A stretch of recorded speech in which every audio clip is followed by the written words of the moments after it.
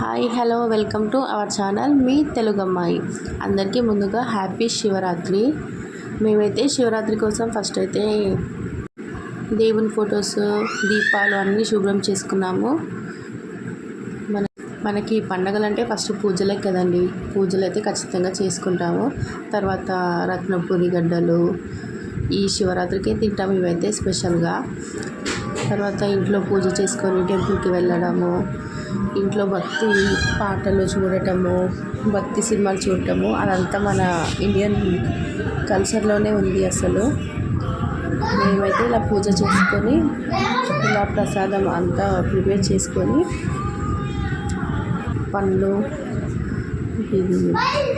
పప్పు పలహారం అన్నీ తీసుకొని మేమైతే టెంపుల్కి వెళ్ళేసి లింగానికి అయితే అభిషేకం చేసుకుని శివుని దర్శనం అయితే చేసుకున్నాము.